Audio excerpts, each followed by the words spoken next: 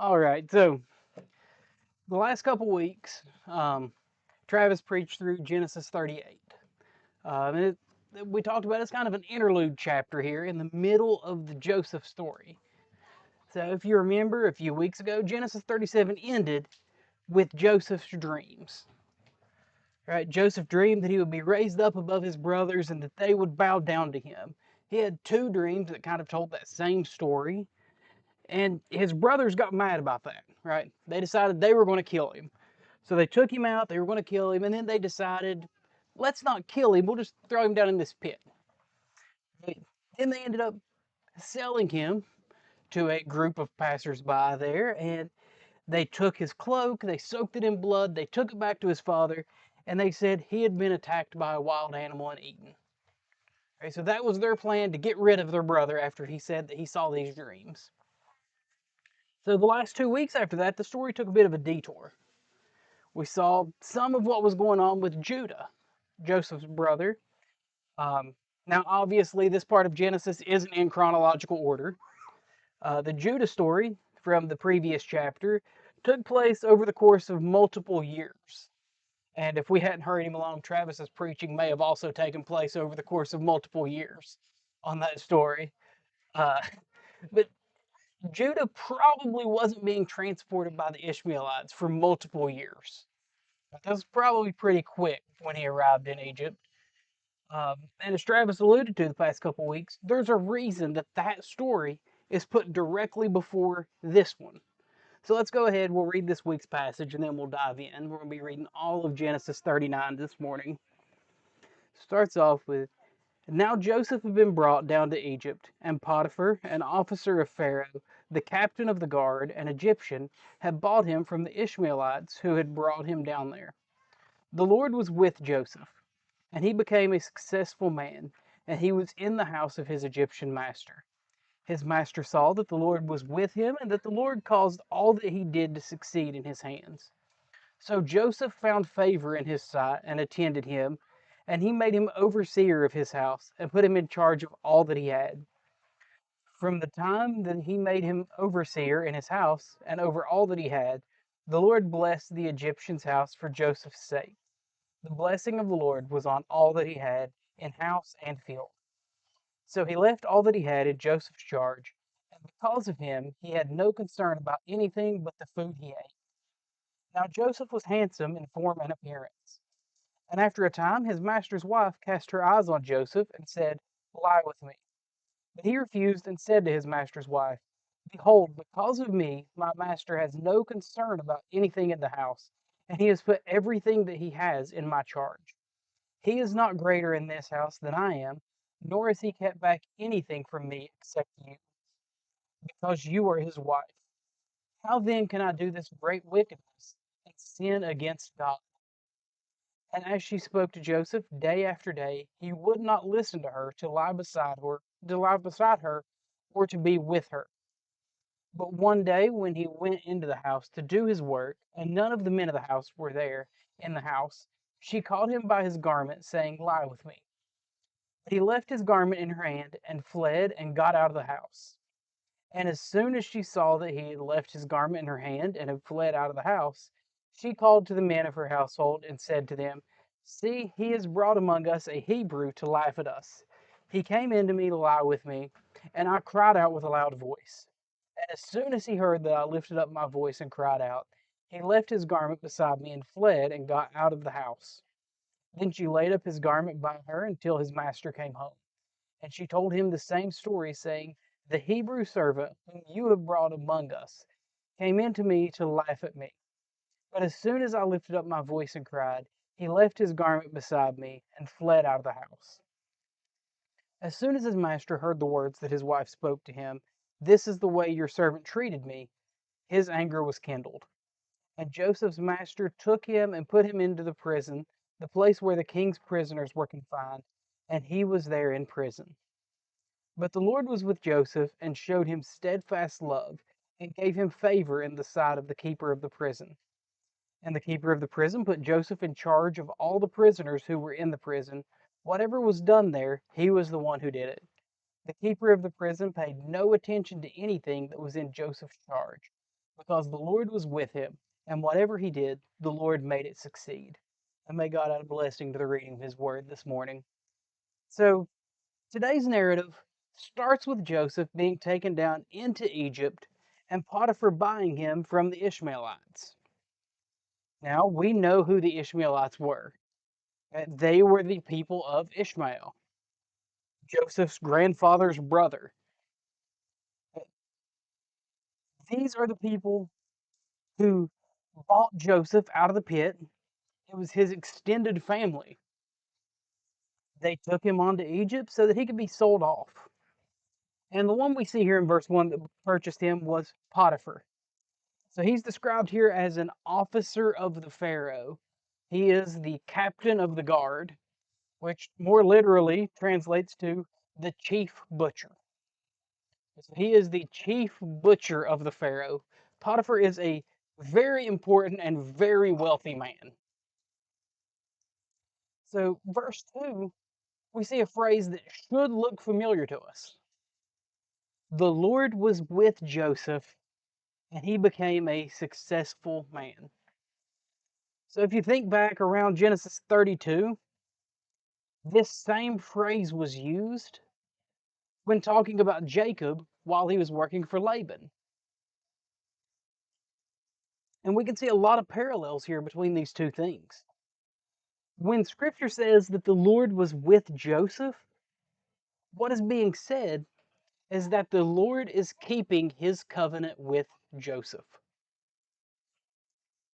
The God of Israel is showing that he is more than just the God of Israel.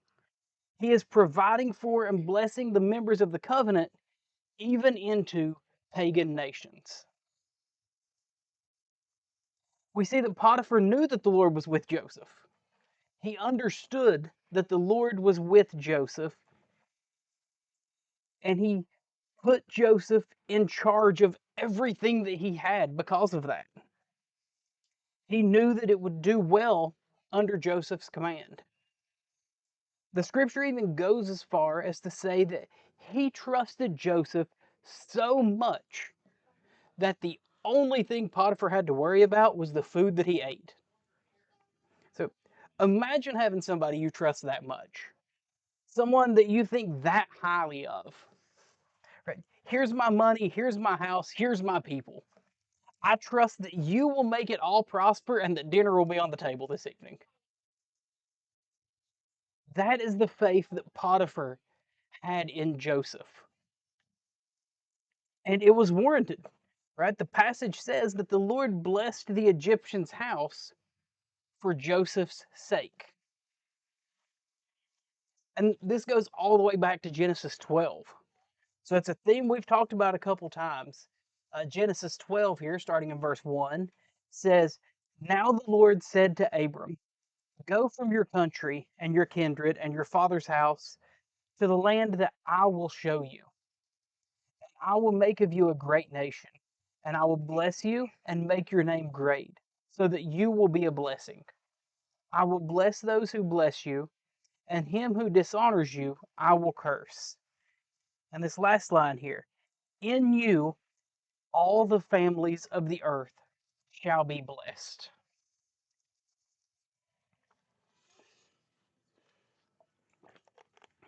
So this entire story here, since Genesis 12, has been a fulfillment of this promise. Abraham is being made into a great nation. Right? If you remember back when we started with Abraham in Genesis 12, he's being called away from the land of his father.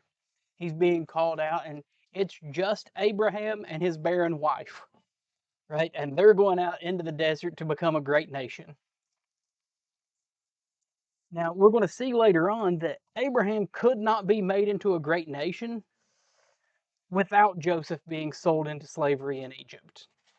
I'm going to try not to get too much into that because that's going to be a major focus in the coming weeks.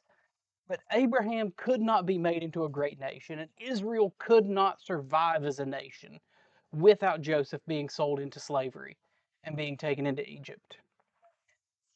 Obviously, the ultimate fulfillment of the promise that Abraham was given to bless all of the families on the earth comes in the person of Jesus Christ. But we have seen a more immediate blessing following the people of the covenant. The people who treat them well, the people who spend time around them, are blessed by their proximity to the covenant. They may not receive the blessings of the covenant, but they are able to benefit from being near the people of the covenant. And then, like usual, everything is ruined by a woman. I can say that because my wife's at work today. Uh, so we see there at the end of verse 6, Joseph is described as being handsome in form and appearance, right? How many times have we seen in Genesis someone described physically, right? Somebody's attributes described. We don't see it a whole lot in Genesis. I can think of Esau being described as hairy. I can think of Leah being described as having weak eyes, right? I can think of one time Sarah being described as attractive when they were talking about um, her pretending to be Abraham's wife or sister instead of his wife. But physical description of people usually are given for a reason. And we see that reason in the very next verse, right? In verse 7. We see that Joseph is described as being handsome. And then we see Potiphar coming to him and saying, lie with me, right? Potiphar's wife, yes. It'd be much weirder if it was Potiphar. Yes, Potiphar's wife. But we see her say that. No. So she's a little forward. Um, but Joseph turns her down. He says that he can't sin against his master and against God. Right? He tells her that she is the only thing that Potiphar has held back from him. Right? Everything in his house has been shared. He goes as far as to say, he is not greater in this house than I am. Potiphar has put Joseph on the same level as him in this house, and the only thing he has kept back from him is his wife. Right? So Joseph says, I cannot do this. I cannot sin against the man who has put this much trust in me, and I cannot sin against my God. So we're going to deviate a little bit from the notes that I have here, because in reading this week, I've seen a lot of people, and a lot of people in Reformed circles, who shy away from preaching this passage as a passage about sexual ethics and morality. A lot of people say, no, this is a passage about Christ. This is a passage about being faithful to the covenant. But I think that it can be a passage that is both, right? Especially when we view this passage in the light of what we saw in the previous chapter. So, what did we see in the previous chapter with Judah and Tamar? We saw Judah and his oldest son was married to Tamar. They had no children. His oldest son died. They passed his next son. They passed Tamar to his next son. They had no children for reasons that we won't get into today, but they had no children. And then Judah said, when my youngest son is old enough, he will be with Tamar and have children. And then he holds his son back. But as he's traveling through after his wife has died, he sees Tamar, who has dressed herself as a prostitute, and he goes and he lays with her, right? And he has this temptation after his wife dies, and he gives in to that temptation freely. While Joseph here is tempted by someone who, it doesn't describe Potiphar's wife's appearance, but you can tell by the way that this story goes, she's a powerful woman who is not told no often. And Joseph is able to stand against that temptation. He doesn't give in to the temptation that he is given here. So we see day after day, she asks him, It says that every day she talks to him and he says no. And then we get down to verse number 11. So we see Joseph enter the house, and none of the other men of the house are there. This time, instead of just asking Joseph to be with her, Potiphar's wife grabs him by his cloak. Joseph slid out of his cloak, ran out of the house, left the cloak hanging in her hand like something out of a cartoon. Right? And she was mad that she was rejected. When she realizes that she has his cloak and that no one else is around, she comes up with a plan to get back at him. Right? She gets the men of the house on her side when they come back in, and she actually says, I think, if I'm not mistaken, go on to verse 15 here. All right, now go to the next verse. I'm trying to see which verse it was in. So, right, so she says that the Hebrew servant, right? She doesn't mention Joseph by name. She makes sure that people realize this is an outsider. This outsider that was brought in among us has done this thing to me. And she mentions that he has done this thing to us. She's getting the servants on her side first. And then when Potiphar returns, she tells him the same story. He came to take advantage of me while everyone was out. When I yelled, he ran away and he left his cloak here. See, I still have his cloak. Why would I have his cloak if this story I'm telling you isn't true? So that was her big piece of evidence, right? Joseph had terrible luck with cloaks. We've seen that for the past few weeks now. Cloaks are Joseph's downfall. I said that to Travis this morning. He said he'd just wear a t-shirt at this point. Right? So cloaks are Joseph's downfall over and over. I don't know if at this point Potiphar had doubts about his wife's story. Um, it feels like Potiphar is an important enough guy that if he felt that he was truly wronged, he could have Joseph put to death. So the fact that he had Joseph put into prison instead of put to death makes me think he may not have fully believed his wife's story. But he had Joseph put into the prison where the king's prisoners were kept. And even in prison, we see God's same faithfulness to his covenant. Just like Joseph had received favor in the sight of Potiphar, he now receives favor in the sight of the keeper of the prison.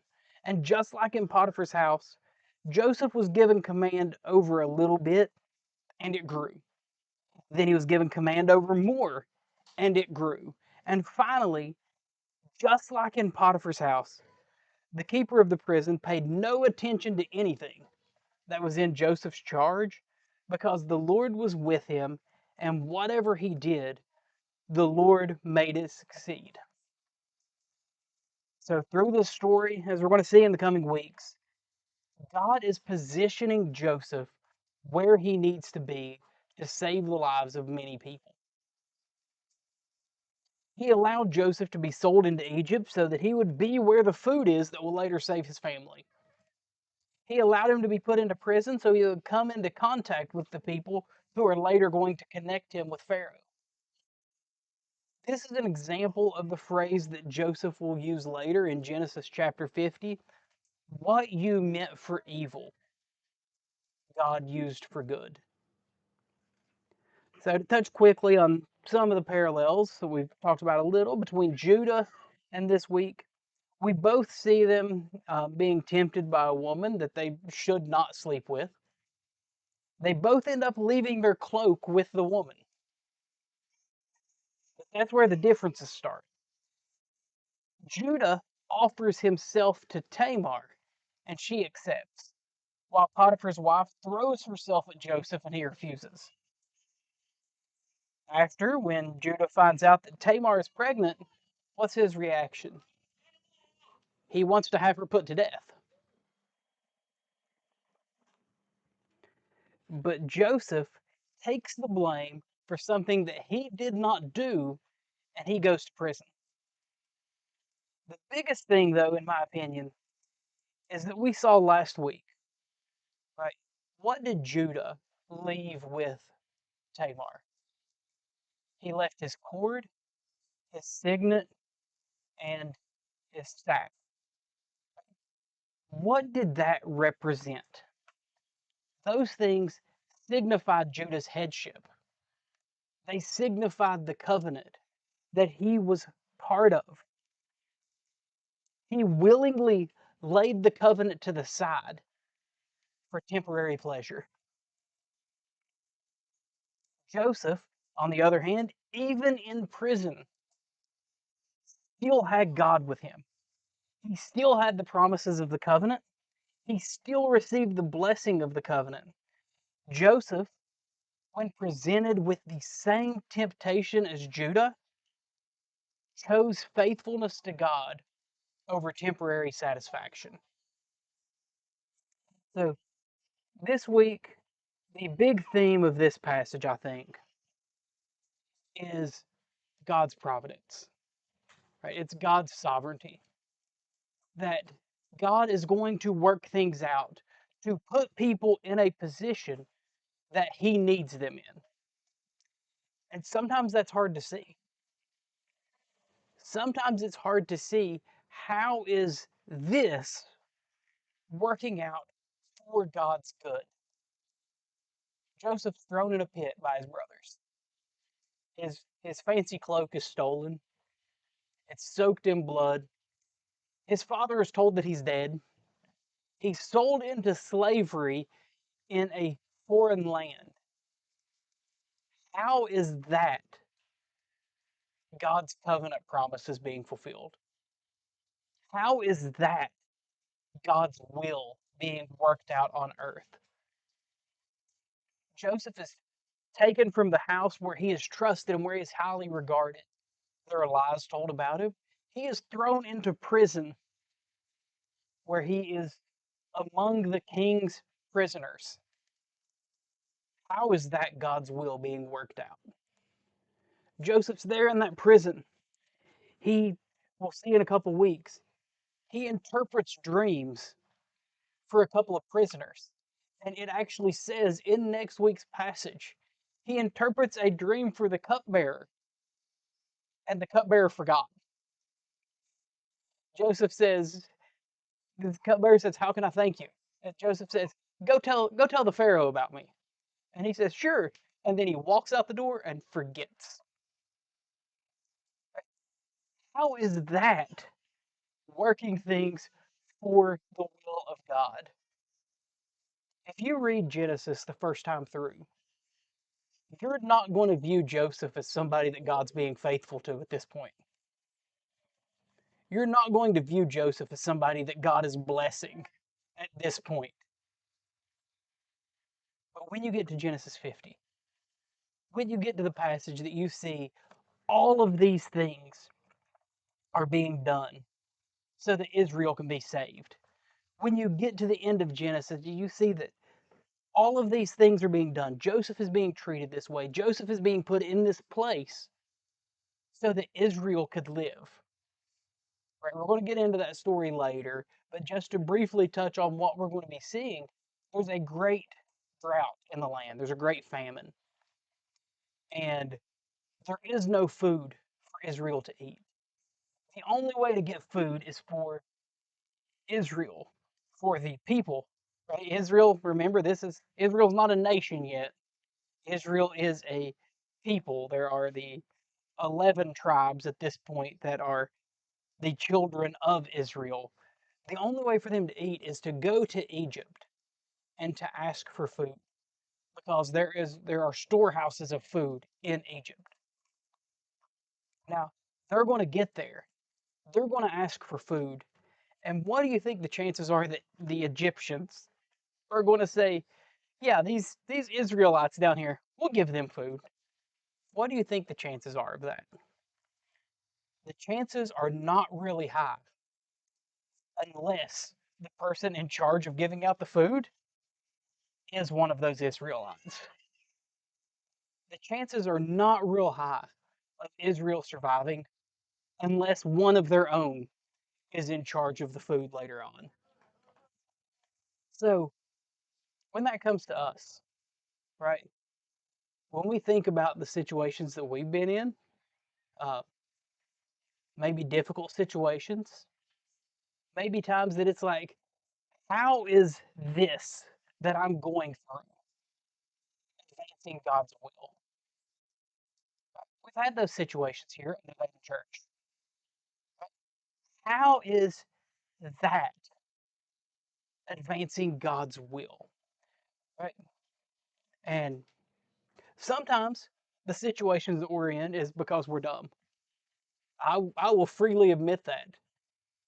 Sometimes bad things happen to us because we're dumb and we make terrible decisions. But sometimes we're being put in a position by God because He knows where we need to be when we don't. God knows what we need when we have no idea, right? God knew that New Haven Church needed to be in a different location. We didn't know why. We had no idea why we were moving. We had no idea why we were changing where we were. But as we've got here and we have seen the growth of the church, we have seen the people that have come in, we have seen the lives that have been touched and affected by our presence here, we can understand some of why God moved us from where we were. As we're moving into this new building in Hearts, coming up in looking like a lot sooner than we originally thought, honestly, we can already see the excitement in that area for us being there. We can already see that God is doing something there and that He wants us there for a reason. So we need to take time and think, why does God have us where we are? Why is God putting us in the position that we're in, both as a church and as individuals? Right? Why are we in the job that we're in? Why are we around the people that we're around? Why are certain families that we may not get along with, why are their kids on a team with my kids? Right? Why is God putting us there? Why are we working at these jobs that we may not necessarily enjoy? Why are we around these people that we don't want to be around?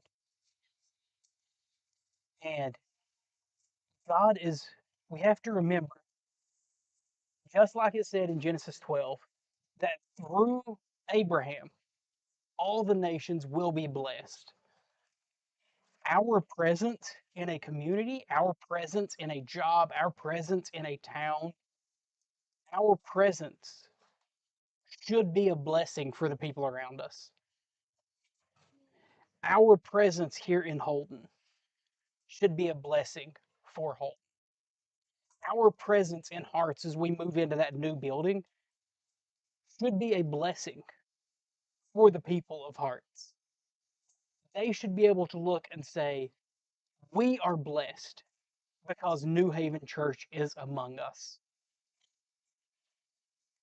We are blessed because New Haven Church is here. Because they are here, things are better. Can people say that about us? Can people say about you, because Josh works here, this place is better? Right? Can people say that about you today? That's something that we really need to think about.